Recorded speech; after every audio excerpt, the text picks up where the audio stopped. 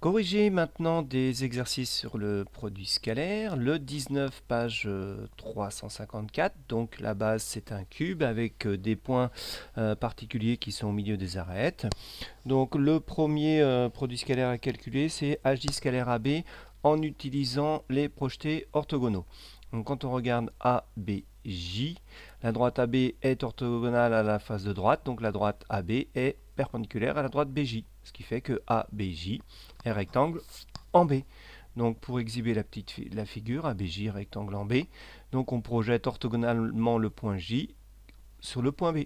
Et donc le produit scalaire de AJ scalaire AB, donc on transforme AJ par son projeté orthogonal AB, donc AB scalaire AB, bon, c'est deux fois le produit, enfin c'est le produit scalaire de deux fois le même vecteur, donc c'est le produit de longueur AB fois AB, A carré. Même chose ensuite pour DJC. DJC.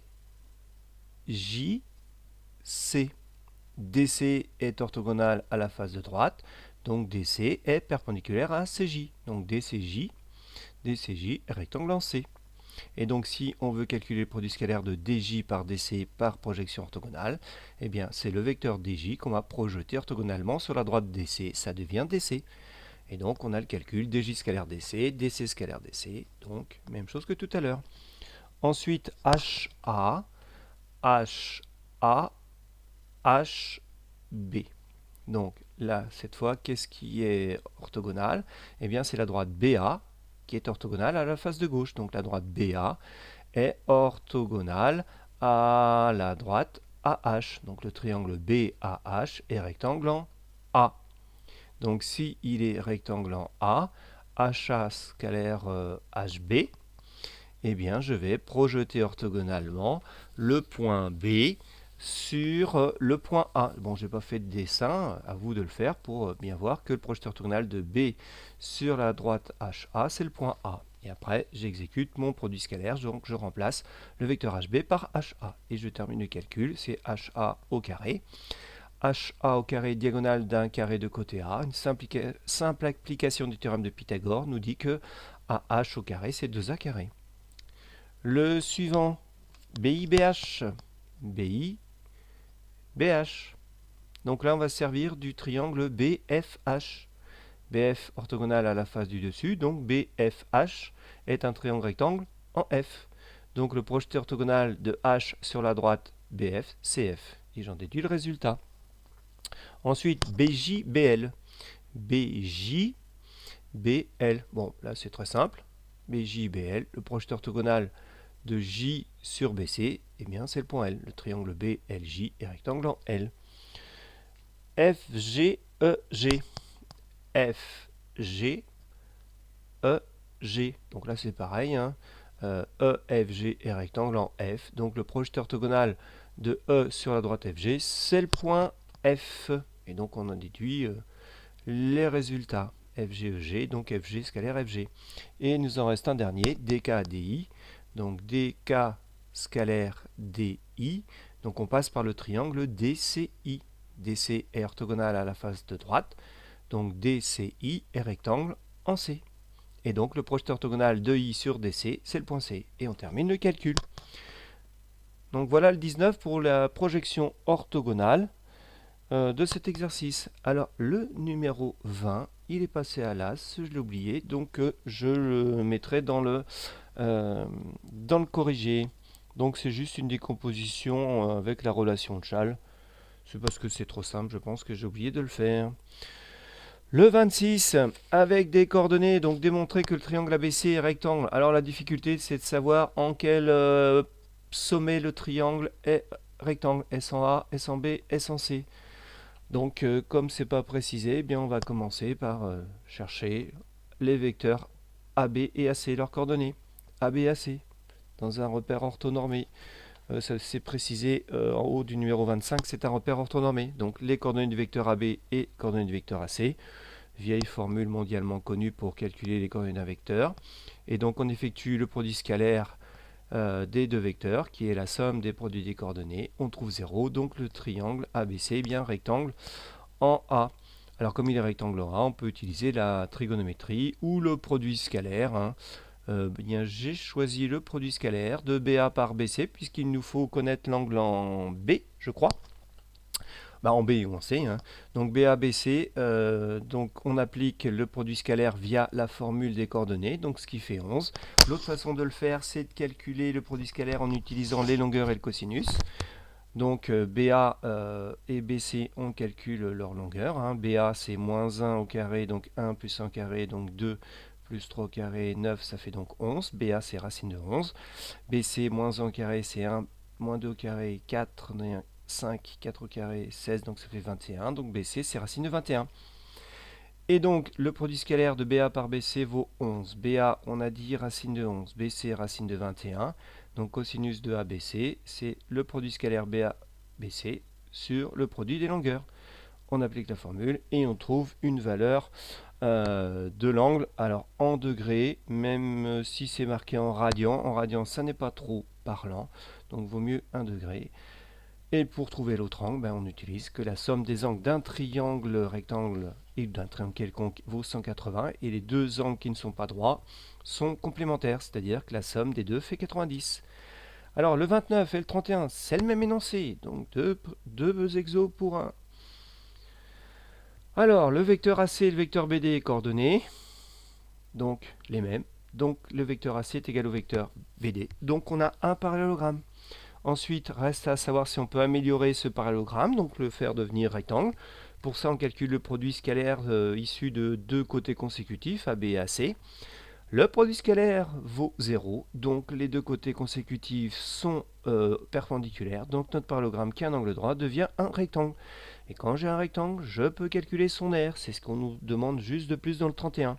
Donc j'ai besoin des deux longueurs qui sont calculées juste au-dessus, et donc ça me donne la valeur de l'air, le 33. Ah, alors, petit exercice technique qui est à partir de deux vecteurs, réussir à en construire un troisième orthogonaux aux deux premiers. Avant cela, on vérifie que les deux premiers vecteurs sont orthogonaux. Donc on applique la petite formule des produits des coordonnées. Ça marche bien. Ensuite, on nous demande leur norme. Donc on applique la formule. Ensuite, ça commence à devenir un petit peu plus sophistiqué. Un vecteur collinaire à U mais de norme 1. Donc par exemple, si j'ai le cas alors de l'activité page 337, on avait un carré de côté 4.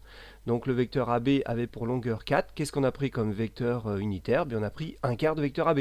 On a tout simplement divisé la norme de vecteur par 4. Donc pour prendre un vecteur unitaire collinaire à U, on divise simplement le vecteur U par la norme du vecteur U qui est racine carrée de 14. Même chose pour le vecteur E2 collinaire à V, on divise par la norme du vecteur V qui est racine carrée de 20. Alors ensuite, on nous demande de trouver une base orthonormale de l'espace, c'est-à-dire un vecteur E3 orthogonal à la fois à E1 et E2. Le produit vectoriel n'étant plus au programme de terminale, on ne peut pas l'utiliser. Ceux qui savent le calculer donc trouveront un vecteur normal à E1 et à E2. C'est ce que je vous ai mis en bonus. Alors, nous, on n'a pas ça. Donc, qu'est-ce que l'on fait? On pose les coordonnées d'un vecteur W orthogonal à U et V. Donc, W des coordonnées X, Y, Z. La condition W orthogonale à U en utilisant les coordonnées nous donne une première équation. X plus 2Y plus 3Z égale 0. La condition W orthogonale à V nous donne une seconde condition avec le produit scalaire, 4x moins 2y égale 0. On a donc deux équations à trois inconnus. Il nous manque donc une inconnue. Comment peut-on expliquer ce résultat-là? Eh bien tout simplement, quand je prends deux vecteurs, donc ça définit un plan là, les vecteurs E1 et E2 me définissent le plan grisé, des vecteurs orthogonaux à E1 et E2, il y en a une infinité. Il suffit de prendre tous les vecteurs collinaires à celui que j'ai tracé. Donc il y en a une infinité, ce qui veut dire que notre système a une infinité de solutions. Donc comment on va faire pour trouver toutes ces solutions? Eh bien j'ai trois inconnus et deux équations. Donc on décide de choisir une inconnue. Donc il y en a trois, x, y et z. Et on va exprimer les deux autres en fonction de ce choix. Alors, souvent, c'est les équations qui nous guident sur le choix. Quand on regarde la deuxième équation, on s'aperçoit assez vite qu'on a 4x égale 2y, donc y égale 2x. Donc, je peux exprimer y facilement en fonction de x. Donc je vais choisir d'exprimer tout en fonction de x. Donc y égale 2x. Une fois que j'ai trouvé y égale 2x, je l'injecte dans la première équation. Donc mon y, je le remplace par 2x, ce qui nous fait x plus 2 fois 2x, ce que j'ai réécrit ici, plus 3z égale 0. Donc x plus 2 fois 2x, donc 4x plus x, 5x. Donc 3z plus 5x égale 0, ce qui fait 3z égale moins 5x, donc z égale moins 5 tiers de x. Conclusion, mon vecteur w, son abscisse, c'est x, puisqu'on a choisi cette valeur-là comme variable.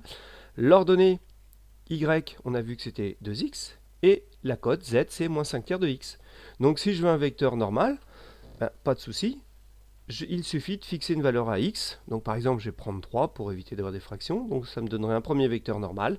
3, 2 fois 3, 6, moins 5 tiers fois 3, moins 5. J'aurai un premier vecteur normal. Sauf que moi, ce qui m'intéresse, c'est un vecteur normal, mais unitaire. Pour avoir un vecteur orthonormé. Alors j'ai déjà ortho, puisque je sais que E3 est orthogonal à U et V qui sont collinaires à E1 et E2, donc E3 qui est orthogonal à U et donc orthogonal à E1. E3 qui est orthogonal à V, donc orthogonal à E2. La simple condition qu'il me reste à exécuter, c'est que E3 soit de norme 1.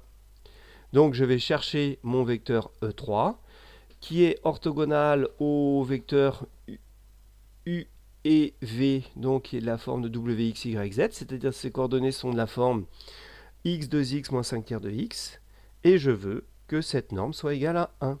Donc c'est-à-dire x carré plus 2x au carré moins 5 tiers de x tout au carré doit être égal à 1, ce qui me donne 70 neuvième de x carré égale 1 après calcul, donc x carré égale 9 sur 70. On fera attention comme d'habitude à l'addition de fractions. Donc si x carré vaut 9 70e, eh bien x me donne racine carrée de 9 sur 70. Les puristes peuvent simplifier en 3 sur racine de 70, qui certes n'est pas plus joli. Alors pourquoi on obtient deux vecteurs? Eh bien c'est assez simple, comme je vous l'ai montré sur le dessin. Eh bien E1, E2, E3, j'ai pris donc un vecteur normal, on va dire, orienté ici vers le nord, et j'ai son vecteur opposé qui est orienté vers le sud. Donc il y en a deux. Alors vous verrez plus tard, pour ceux qui auront le bonheur de faire des maths, qu'on a dans cette configuration du dessus un repère E1, E2 de l'espace orienté d'une manière directe, et l'autre c'est indirect. Alors je terminerai par le numéro 36, très intéressant lui aussi, donc puisqu'il mêle équation paramétrique de droite et produit scalaire. Donc on vous dit M, donc équation paramétrique de une droite D, c'est le moment de se souvenir de l'équation paramétrique. Un point M appartient à cette droite D, équivaut à dire que le vecteur AM s'exprime comme T fois le vecteur U, donc on retrouve le système de représentation paramétrique suivant. B est-il un point de cette droite? Pour qu'il soit un point de cette droite, ses coordonnées doivent vérifier l'équation du système, ce qui nous donne à chaque fois des valeurs de t différentes, donc B n'est pas dessus. Maintenant, H est sur la droite D. Donc s'il est sur la droite D, les coordonnées de H vérifient son abscisse 2 plus T, son ordonnée T, et sa cote 1 plus T. Et donc une fois que j'ai ces coordonnées de H, eh bien je peux trouver les coordonnées de BH par la formule des coordonnées x de H moins x de B, y de H moins y de B, z de H moins z de B. Ensuite, pour trouver le coordonnée du point H, j'utilise le fait que la vecteur BH est orthogonale à U, puisqu'on nous dit que le point H est le projeté orthogonal de B sur D, donc ça veut bien dire que BH est orthogonal à U. Donc j'utilise la formule du produit scalaire, ce qui me donne une équation avec un seul paramètre t, t égale 2, et je remplace t par 2, donc j'obtiens x qui vaut 4, y qui vaut 2, et z qui vaut 3, d'où les coordonnées de h. Autre solution pour trouver ces coordonnées, c'est d'utiliser en fait le fait que le point H est reconnu comme la distance minimale entre le point B et la droite. Donc je calcule la distance BM, j'obtiens la racine carrée de 3t carré moins 12t plus 14, contrairement à ce qui était annoncé dans l'énoncé. Alors c'est une longueur, donc la longueur BM est positive. Donc la longueur BM sera minimale quand son carré sera minimal. Alors pourquoi je passe par le carré? Parce que ça m'évite de traîner la racine carrée. Et puis après je tombe sur un 3t carré moins 12t plus 14 qui est un polynôme du second degré. Et ça, je le connais parfaitement. On sait que c'est en moins b sur 2a qu'il se passe quelque chose, qu'il y a un sommet.